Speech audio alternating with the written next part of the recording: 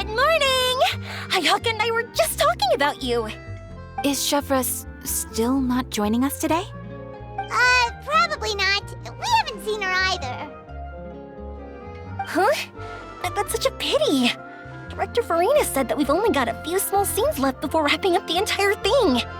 She even said that she'll get me into a couple scenes, so everyone will have a chance to shine in front of the camera. We were also planning on having a victory feast once we're all finished filming. You can join us, right? If only Chevros was here. I still haven't taken a photo with her. I'm afraid that can't be helped.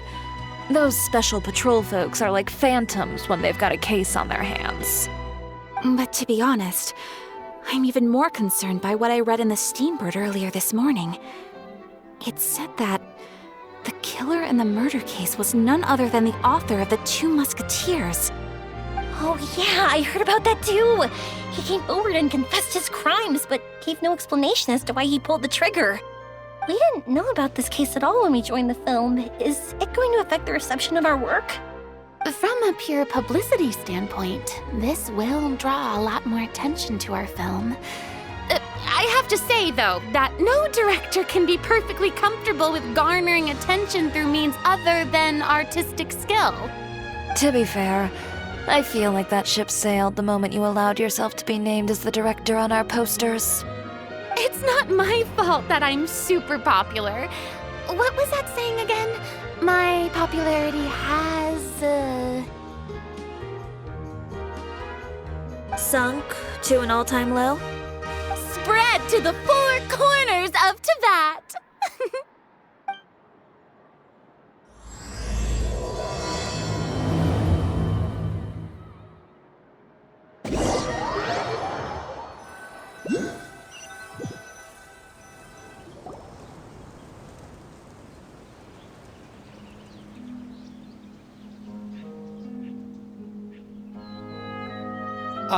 Excuse me, everyone. Xavier! Feels like it's been ages since we last saw you. I've been talking nonstop with the Film Association, and I'm absolutely swamped trying to coordinate the film's marketing. So forgive me for not being around more often, but please believe me when I say that I will make sure everyone's hard work gets the exposure it deserves. Oh, seems like you've been fighting your own battles. Yes, that's one way to put it. Oh, and before we begin the final round of filming, please allow me to finally introduce you to the original investor of our film, Mr. Morris. A pleasure to meet you all. Yes, glad to make your acquaintance, Mr. Morris. We've heard about the issues you've encountered with your financial situation, and genuinely hope that things have taken a turn for the better. Oh, well, the situation has, indeed improved somewhat. Don't worry, Mr. Morris. Accidents and last-minute challenges happen all the time. There's no need to blame yourself over it. The good news is that we're almost done filming now, and I would even say that this is the best story I've ever seen. Is that so? I see, that's great news. All right, now that we've gotten all the pleasantries out of the way, let's get this show on the road. We'll mostly be filming typical people and scenery from the streets today to improve the sense of environmental ambiance in some parts of the film. Oh, and there'll be a cameo for Mr. Kamisato and Miss Yoimiya as well. They'll be used to show outsider perspectives on the fates of the Two Musketeers. That's right. Ayato should be here any minute. Excellent! Then let's start with the scenery shots. Camera and clapper loader, you're up. Yep, we'll be ready. Remember, all we need are some wide zoom shots of the streets. If you happen to find some particularly lovely patches of flowers and grass, feel free to grab some close-ups of those as well. Ready? Lights! Camera! Action! Okay, now move the camera slowly. Try to focus on that flower. What's wrong? Just adjust the focal length a bit. something the matter? Huh? But wasn't it working fine for all the days before? Veronique, can we try a different camera? No problem. How about this one? All right, let's give it another try. Lights, camera, action!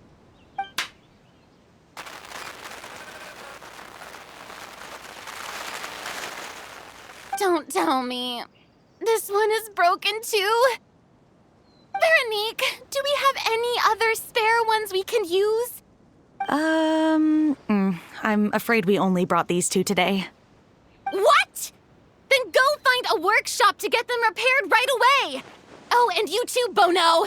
Go find our spare camera in the warehouse and bring it back to the set. On it. Greetings, everyone. My apologies for the delay. Is something the matter, Ayaka? It seems like there are some issues with the filming equipment today. We're stuck for the moment. I see. Well, let's not just stand here twiddling our thumbs. Actors, to the makeup booth. We'll start on the next scene as soon as we get a working camera. The people at the workshop told me that the part which holds the lens in place seemed to have fallen off. That's super strange. It was perfectly fine just yesterday. Well, no time to dwell on that now. Let's get back to filming. Ahem! Quiet on set! Places, everyone!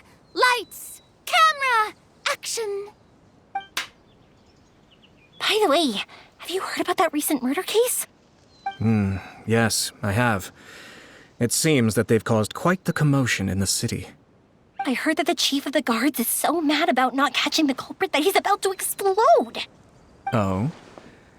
I find that quite hard to imagine, considering how he already looks most days.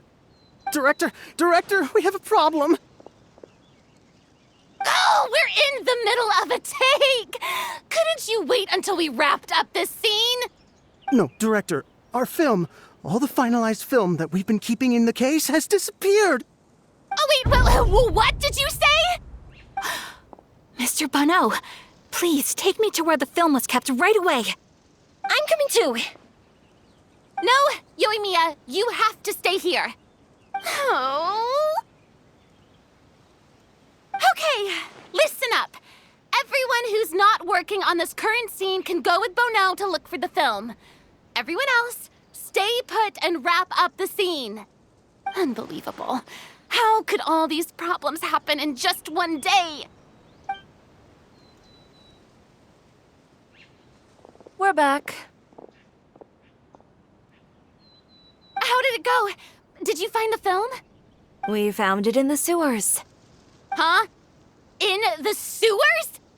Is the film still okay? We discovered it just in time, so we should still be able to salvage it. The others are checking now to see if we lost any specific scenes. You scared me for a moment there. I nearly thought we had lost everything. I really don't want to experience that feeling of despair again. Okay, but who could have stolen the film and dumped it there? Could it be, some competitors working on other films? But if they wanted to harass us, why wait until the last day? Okay, we don't have time to really look into it right now. Let's strike while the iron is still hot and wrap this thing up once and for all. Yeah, let's finish it.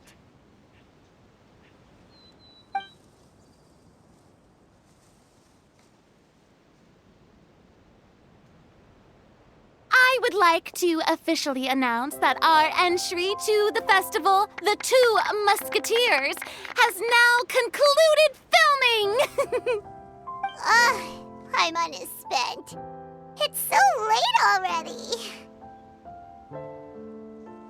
Even though the filming process proved to be extremely challenging, everyone provided valuable and unique contributions to the final product. Thank you all for your dedication and support. And just like Director Farina, I would also like to extend my most heartfelt thanks to all of you. Really, you've all helped me so much. All right. Let's save the awards speech for later, and hopefully also get some rehearsals in before the real thing. Anyway, now it's time to party! Let's all make our way to the beach and have a celebration feast so loud and fun that even the blubber beast will want in. Party, party! Paimon wants to party!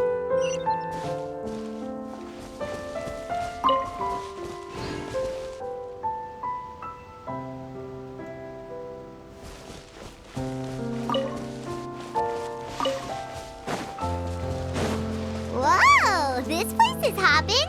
Everyone's finally getting to relax after wrapping up the film. Let's go chat with someone. Have you ever seen a fireworks show, Mr. Morris? It's pretty amazing. I'm afraid I haven't, but I'll take your word for it.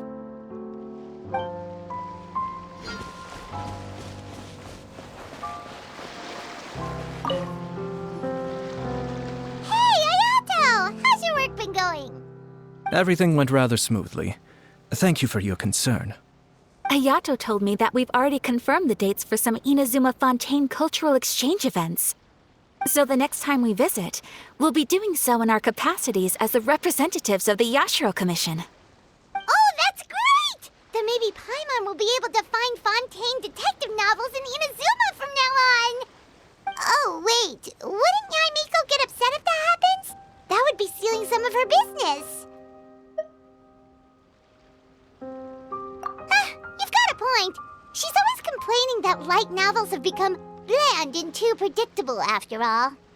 The cultural exchange won't only feature literatures of both nations, of course. We have also made plans for cross-cultural engagements in the fields of gourmet cuisine, toy making, and artisan craftsmanship. Wow, Paimon's getting super excited now! When the time comes, be sure to visit and participate in all the events.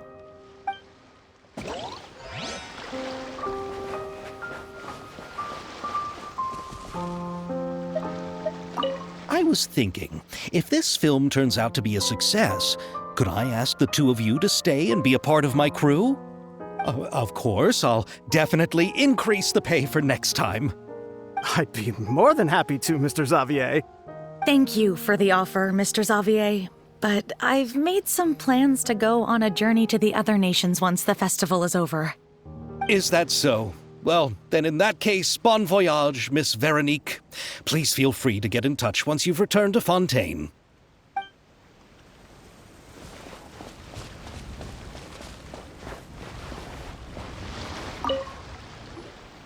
Farina! Oh, my darling clapper loader and camera operator. You've both worked really hard. Paimon thinks you worked even harder than us. Honestly, Paimon was getting a little tired of playing with the clapperboard by the end of it. Worst of all, Paimon started having dreams of you shouting, "Lights, camera, action!" into Paimon's ears. The actual dream can't even start until you've yelled that. Hey, if anything, shouldn't I be more grand and delightful in your dreams? We've been through so much together, and that's how your brain remembers me? That's not Paimon's fault. We've just used the clapperboard too much lately. Anyway, what's most important is that we wrapped the film. I'm pretty confident that we'll take first prize. Hey, no need to mention the official name. Wait, now that you mention it, if we did win the prize, would Farina just get a statue of herself? Come on, I don't need that kind of attention. Xavier can accept the reward on our behalf. But just imagine! Farina accepting the Farina Award and holding a Farina statue. I'm going back to my dessert now. You all can keep discussing that on your own.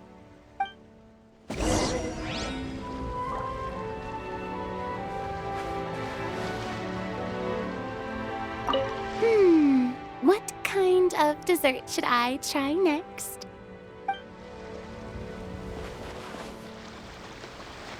I was thinking, if this film... of course, I'd be more... Thank you for the offer. Is that so?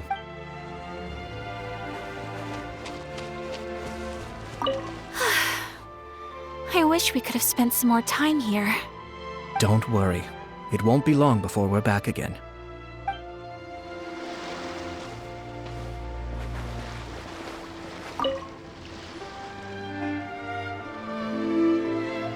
Chiori!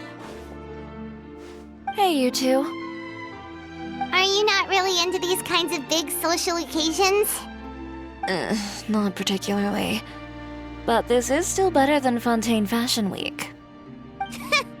But if this film becomes a big hit, people will definitely come flocking to your shop. Yes, that's highly likely. As long as the film can premiere as planned. Are you still worried about the case? That and all the obstacles we had to face today. You're right. It's as if all our bad luck just manifested at once. But why today of all days? No, it's nothing. We've already delivered the film to the editors, so there should be nothing more to worry about. How are you doing, Mr. Morris? You having a good time? Well, you could say that. Do you happen to know when the party is scheduled to end? Judging by how much fun everyone's having, I'd say probably not until well after midnight. Is there something that you still have to take care of at home, Mr. Morris?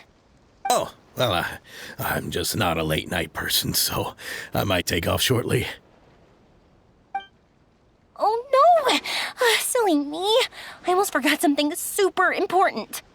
Oh, what is it? I prepared a whole batch of fireworks for the party, but I forgot to bring them over from the warehouse. Fireworks, you say? Well, that's, truly a pity. Sorry things didn't go as planned. Could you help me carry them over, Mr. Morris? I won't be able to fetch all of them by myself. Me? Are you sure that you can't find anyone else? I just wanted to make this a surprise for everyone. The warehouse isn't far from here. We'll be there in no time. Pretty please, Mr. Morris. These are some of the best fireworks I've ever made. So I also want you to see them before you leave. They're stunning. I promise that they'll be a once-in-a-lifetime experience that you'll never forget. But... It's okay. Just come with me. If we're sneaky enough, nobody else will see us leaving. all right. The warehouse is right over here. I moved the fireworks there in advance, so it shouldn't be too much work bringing them back. It's still a ways away from the party. Sorry about that, Mr. Morris. It's probably because I'm used to carrying fireworks all the time, so it doesn't feel like a lot of work to me.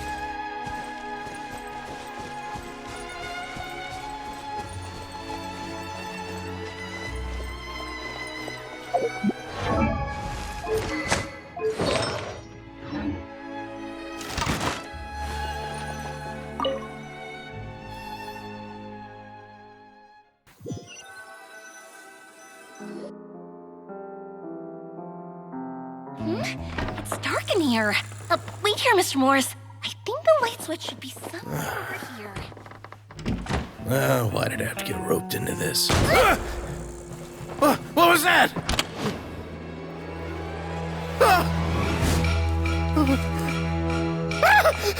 Who's there? Get me out! Get me out of here! Did you really think you'd get away, Morris?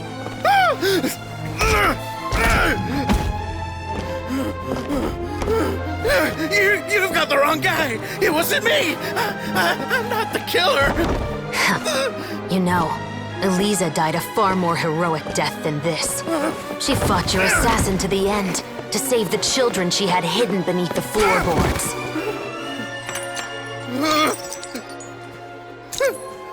That is Eliza's pendant, the one with a photo of you two inside. The one you gave her.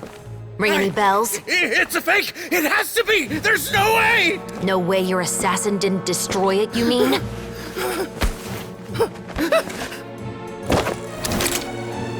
Did you ever love her, Morris? Or was killing her always the plan? No, please. Listen to me. I told Eliza to keep us a secret. I paid her plenty for her silence. I never thought she'd keep the child. Everything was gonna come out, and I had no choice. She forced my hand. No! I'm begging you. I have money. Just name your price, please. You can keep your Mora, and you can go to hell.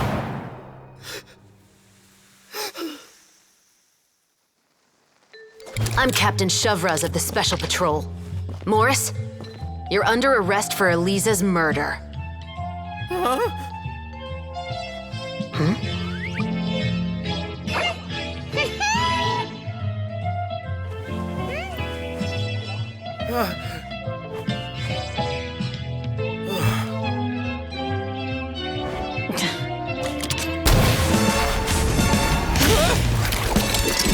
You're under arrest too, Prop Manager Veronique. Or perhaps I should call you the Second Musketeer.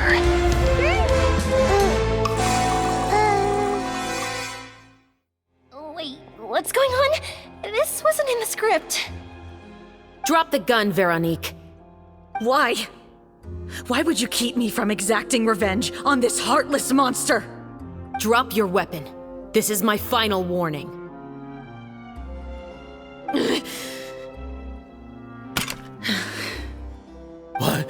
What is going on? Do I have to spell it out for you, Morris? Everything that took place just now was staged to get you to confess the truth. But this last part is all improv, of course.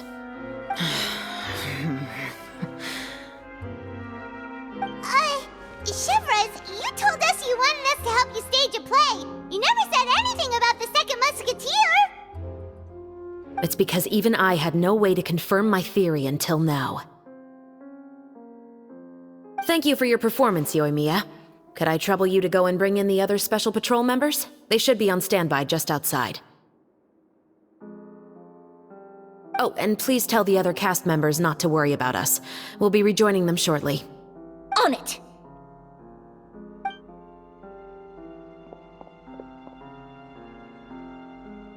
So what do you think, Morris? Care to talk about what happened 20 years ago? My patience is limited, you know. Don't force me to take you back to the interrogation room. I'd wager that you wouldn't last for more than a minute in there. With the recording we made, you have no chance of winning in court. Cooperating with us now is the most practical move. All right. I'll talk. I hired an assassin to murder Eliza. She once worked as a maid on my family's estate. She was very beautiful, and after some time I fell for her. We kept our relationship a secret and carried out an affair for some time, but it wasn't long before she became pregnant. And if my parents ever found out, they would have stripped me of my inheritance and status, driven me out of my home. I also didn't expect Eliza to insist on bringing the pregnancy to term. She even asked me to leave my family and travel far, far away with her. She believed that you were truly in love with her. I didn't have a choice. I gave her a large sum of Mora, told her to leave the family and to get rid of the baby. But then years later, she sent me a letter. There were photos of 2 children, and she even asked if I could find some time to visit them. Huh? 2 children? Paimon thought Baptiste was the only... you mean... Even if she had the children against your will, you could have just ignored the letter entirely. Why kill her? I had just gotten engaged to be married to an heiress from another wealthy family. So if anyone were to find out about Eliza, my life would be completely ruined. I didn't have a choice. No, you always had a choice. You just made the wrong choice. Again.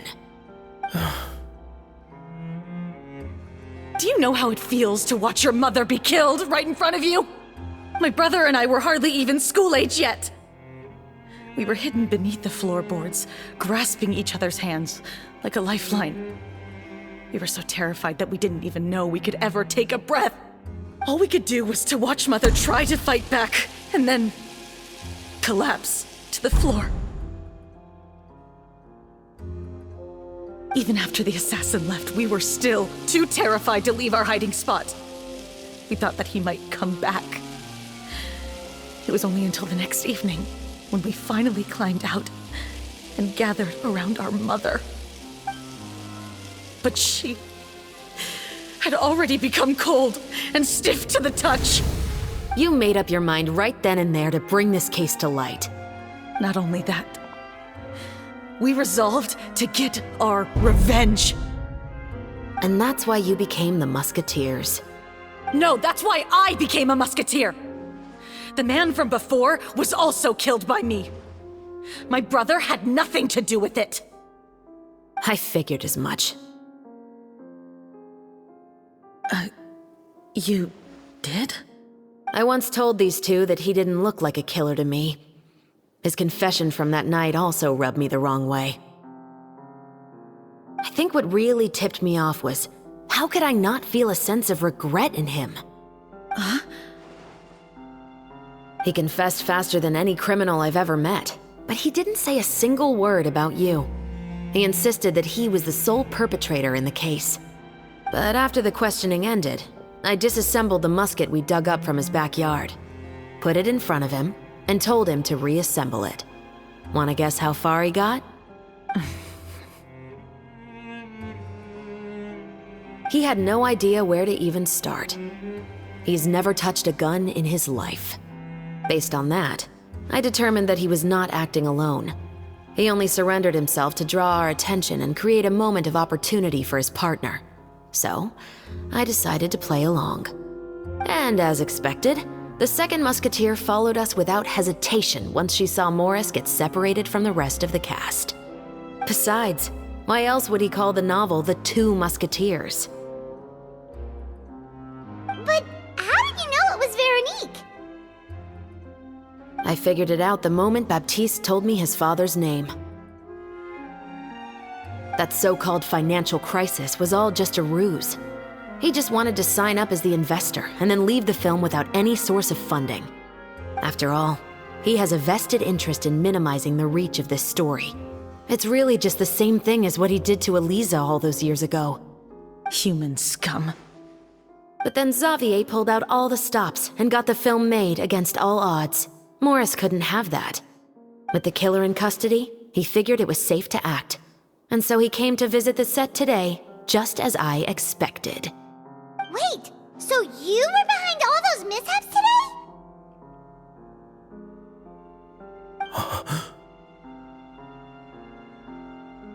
As for the identity of the second musketeer, I assumed they'd probably stay close to Morris and look for an opening. And if they already knew that Morris was the film's investor, then that narrowed the list of potential suspects as well. Furthermore, being the props manager would allow the culprit to avoid scrutiny by purchasing mechanical parts in the name of the crew. With that hypothesis in mind, I went back to check Baptiste's orphanage adoption records. Guess whose name I saw on the same page, just a few lines from his. My brother. He trusted you. As in, he trusted me to perform the deed on his behalf? He trusted you to stand on the side of justice. I am. I thought you could do it as well. Oh, the look on your face when you told him to go to hell. I really thought you'd put a bullet in his brain. You know what he has done. Are you telling me that you'd rather see him spend the rest of his life living like a king in the fortress of Meripede? I will never be able to forget the feeling of my mother's cold, lifeless hands. And you would call this ending fair? Is this what you call justice? I won't lie, Veronique. I did hesitate when your brother first told me about the truth. I wondered. I agonized over whether I should really put a bullet in his head. So why don't you? Because that should never be how justice is carried out in this world. Perhaps, to you, justice is simply reciprocated. An eye for an eye, and a life for a life. But everyone has their own understanding of justice. If everyone were to pursue their own definition of it, there would be no more order in this world. Today, you'll kill Morris, and tomorrow, his children may come for you. The world cannot render judgments based on a desire for revenge. That will only lead to a cycle of revenge, as well as the destruction of order and civilized society. Fontaine is founded on a set of laws and a standardized code of justice. That is why we are the nation of justice.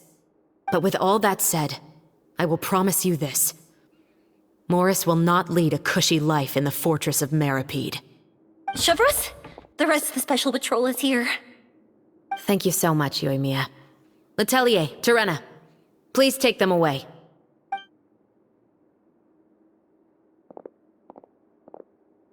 I still can't agree with your reasoning. I know. Justice has not been delivered. At least, not today.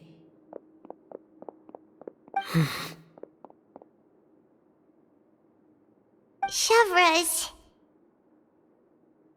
Let's go. We should give an explanation to the crew. Thank you for your concern. I'm fine. I'm just thinking about the things in life that have driven people to take justice into their own hands.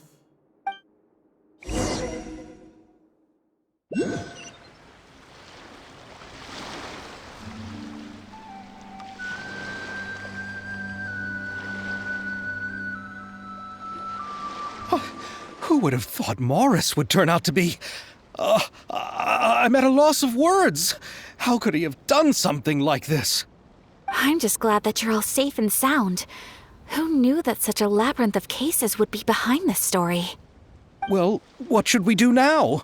We have a finished film, of course, but should we still go ahead with the premiere? What do you mean? Shouldn't you be even more motivated to spread the word now that you've learned the truth? Chiori is right. I'd also like more people to see this story for themselves. But the real ending of the story seems to have deviated somewhat from the one in the script. Is that still acceptable to you, Miss Chevros? The call is yours. We still have time to reshoot an ending if that's what you'd like. No, it's fine as is. I like what we have for the catharsis. Romanticism is what gives works of art their appeal. Fiction is able to explore means of restitution that could never work in real life. Just like the real world, the world of stories also has its own set of rules and justice.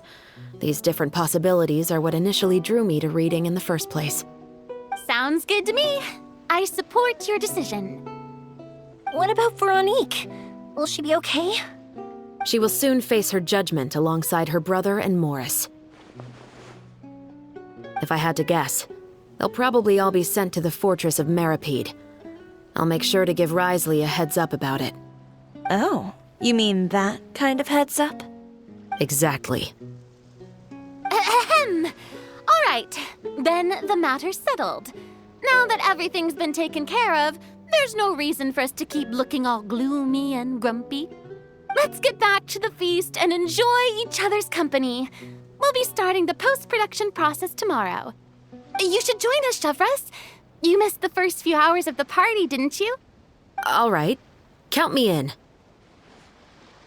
Then I'll wait for you over there. There's still some good news that I'd like to share with Chevros. Traveler, Paimon, could you wait for me by the sea after the party ends? I'd like to go on a brief walk with the two of you. Thank you very much.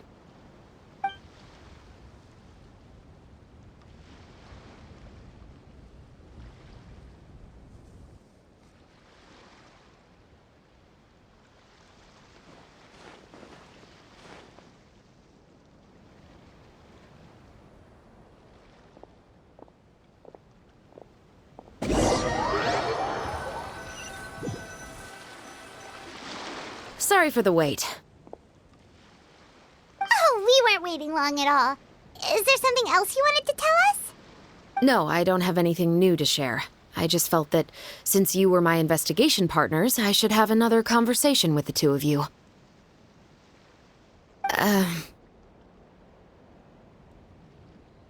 Traveler, how would you have responded to Baptiste's request if you were in my shoes?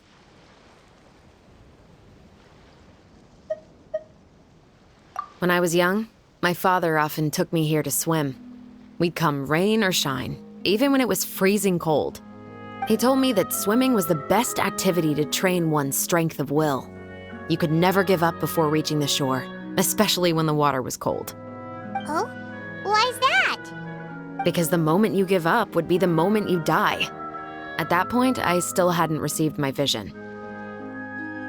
One winter, the chilly wind felt almost like knives on my skin, and the seawater was so frigid that it numbed my toes the moment I stepped in. I cried and begged my father to spare me from having to swim across, but he wouldn't listen. He used to be a member of the Special Patrol as well. You could say it was his way of educating his children. That sounds awful. When he saw that I wouldn't stop crying, he just picked me up and tossed me into the icy water. The bone-chilling cold took away my senses. I couldn't feel anything but fear and rage. I waited for my father to save me, but one look and I knew he'd already started swimming for the opposite shore. I realized that if I were to give up, I really would die right then and there. I used all of my strength to try and catch up to my father. Those few minutes felt longer than my whole life up until that point. I did, however, make it to the other side. I've never felt afraid about anything in my life after that, nor have I ever cried again. That way of teaching would have never worked on Paimon. Yeah, I don't think that was the right method for anyone. It's just that, working now as I am in the pursuit of justice, I still sometimes feel like I've been tossed into that winter sea all over again. The anger and the helplessness. Chevreuse. But the worse I feel, the more I know to never give up. The alternative would be to forever lose myself among the waves. Anyway, how about a race? Neither of us will drown, but we can still see who swims faster. You guys go ahead! Paimon will grab the clapperboard to mark the start of the race.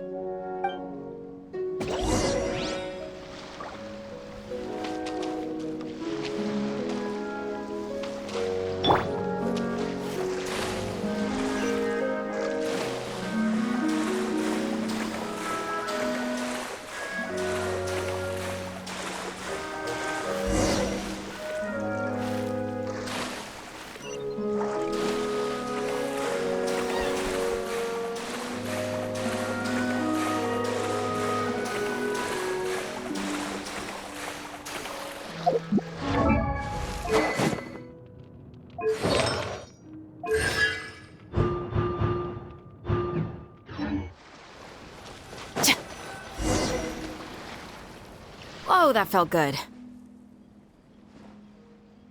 You were so fast in the water, Chevreuse. You were swimming even faster than Paimon can fly. So, about the Special Patrol, did you join because of your dad? Partly, but I'd say I was more inspired by the heroes I read about in stories growing up. Oh, so it's due to your love of stories. Of course, it was only after I joined the Special Patrol that I learned that truth is often stranger than fiction. Come on, let's walk a bit more.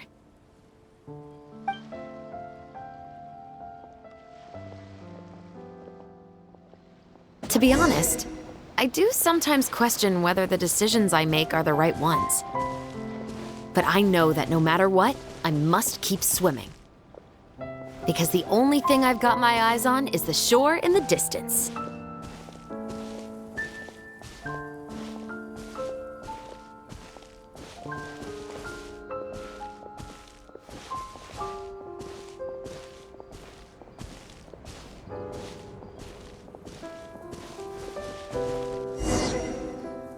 Thank you for coming on this walk with me. I feel a lot better after getting all that off my chest. Huh. We're nearly back at Baptiste's house. Huh. You're right. I didn't realize we were so close. He really did plant a lot of flowers. It's just like how he described it in the story. Huh? Wait. Paimon, Traveler, look! The rainbow roses in the garden. They're in full bloom now.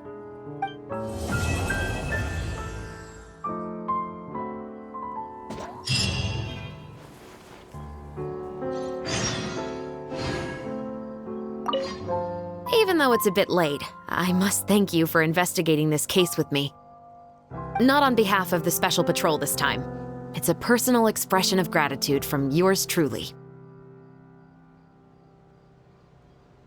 Oh, you want to hear more about my father? To be honest, I didn't spend that much time with him. He was always busy with the Special Patrol, so he would often return home really late at night. Some nights, he didn't come home at all. Once, he didn't come home for a long time, maybe a whole week or so.